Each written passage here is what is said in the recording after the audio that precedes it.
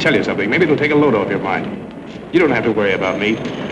I'm not interested in your money or your problem. You, King Wesley, your father, you're all a lot of hooey to me. Zucker's Paramount didn't put down the rich. Instead, the studio whisked audiences into a once inaccessible universe of sophistication and luxury. Qu'est-ce que vous voulez que ça puisse m'exciter? Moi je trouve tout très très bien. Si les poules brunes pendaient et que les taureaux donnent du lait, qu'est-ce que vous voulez que ça puisse m'épater? Moi je trouve tout très très bien. When it came to class for the masses, nobody outdid Louis B. Mayer's MGM.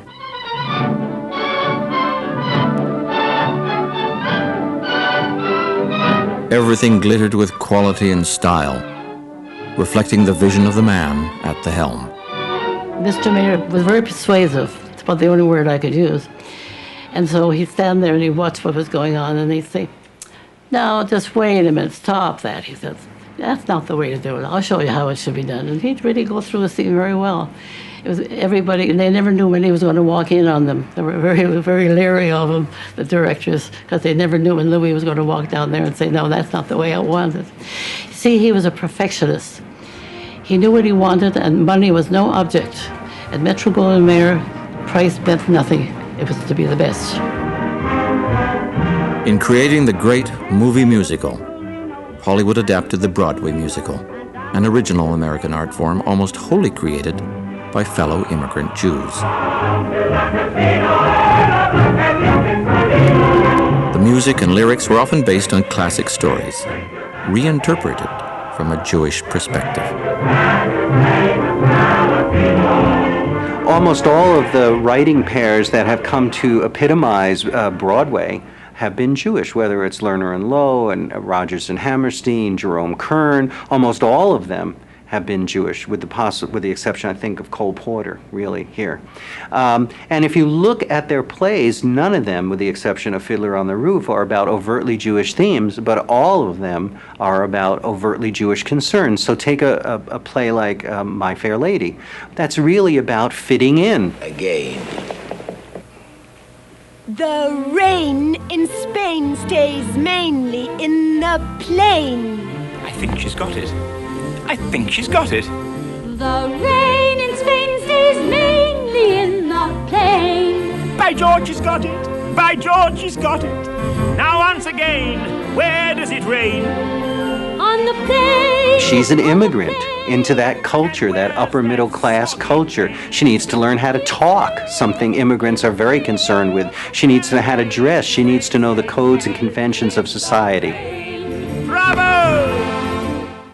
Irving Berlin did more than any composer to Americanize Jewish aspirations. Someday I'm going to murder the bugler. Someday they're going to find him dead. To understand Berlin is to understand the Hollywood moguls. Another Cantor's son, he started life in the midst of pogroms. My life in bed. Oh, how I hate to get up in the morning. Oh, how I love to remain in bed. Berlin was a Russian immigrant who would go on to write the quintessential American songs. He's a kind of Cyrano de Bergerac. In the foreground is Fred Astaire, the embodiment of American aristocracy, full of grace and upperclassmanship. In the background, the person writing the music and the lyrics is this little Jewish guy. For over 60 years, he tried to reinvent himself. In the process, he infused life into a whole new American ideal.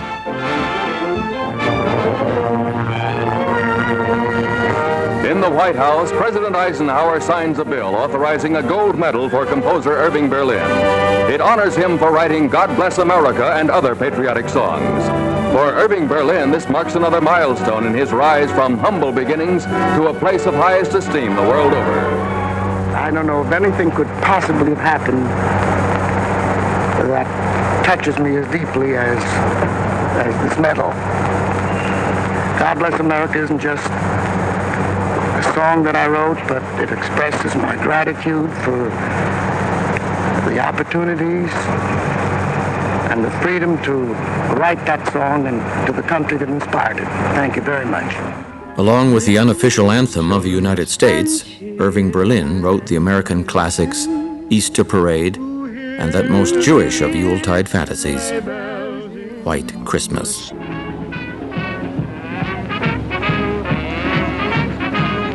Louis B. Mayer not only celebrated Christmas, he appropriated America's birthday as his own. Mayer claimed that he couldn't remember his real birthday, so he celebrated it on the 4th of July. When I think of Grandpa, I think of these amazing events that were held every year that I was privileged to attend. Patriotism was an important theme in his life, and so he selected Independence Day as his birthday. And in the studio commissary, every star under contract was not only invited, but virtually obliged to show up. And these extraordinary events, which, as I began to become educated and read about European royalty, seemed to me, in retrospect, more and more like events held by heads of state. He wrapped himself in the American flag and said, "That's me." In Hollywood, they joked that the moguls went from Poland to polo in just one generation. They held Easter egg hunts and Christmas parties. Some of them sent their children to Catholic schools. Their efforts to reinvent themselves seemed boundless. They even hid their Jewishness from their children and grandchildren. I didn't know I was Jewish till I was at least 7, I think. I remember we were in Scarsdale, and